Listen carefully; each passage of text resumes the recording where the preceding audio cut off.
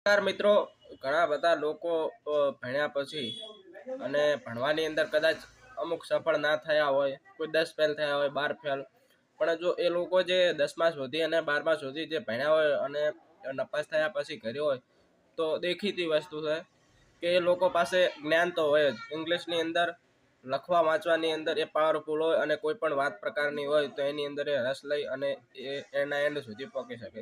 તો હવે એ લોકો જે ઘરે હોય અને વ્યવસાય ગોતવા માંગતા હોય, કોઈ દુકાનોની અંદર નોકરી કરવા, તો એના પહેલાં હું મારો વિડીયો લોકો સુધી શેર કરજો.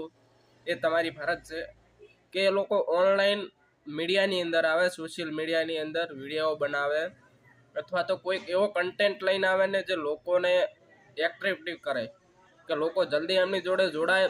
અને સોશિયલ મીડિયાની અંદર બહુ જ આવક છે મિત્રો.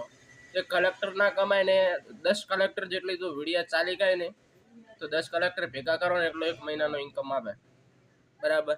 લાખો લાખો 10 બરાબર આટલી ઇન્કમો આવે છે. તો જે લોકો હોશિયાર હોય તો એ લોકો એવા વિડીયો બનાવો સારા કન્ટેન્ટ સંસ્કારીવાળા કે કોઈ કોમેડીઓ, બરાબર, એક્સપેરિમેન્ટ કરો, બહુ જ ચાલે છે આવા કન્ટેન્ટ. તો એ લોકોએ સોશિયલ મીડિયાની અંદર અવશ્ય આવવું જોઈએ અને મહેનત કરી અને તમે સપનું સાકાર કરી શકો છો, બરાબર. અને ઓનલાઈન સોશિયલ મીડિયાની અંદર મિત્રો એક વાત ચોક્કસ જાણી લેવી કે તરત સફળતા નથી મળતી.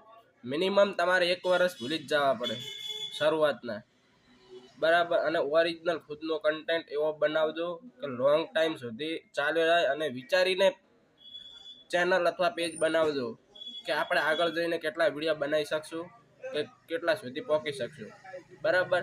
આભાર. આવી માહિતી માટે મારા પેજને ફોલો કરો અને તમામ લોકો સુધી તમારી ફરજ બને છે વિડીયો શેર કરવાની. થેન્ક યુ મિત્રો.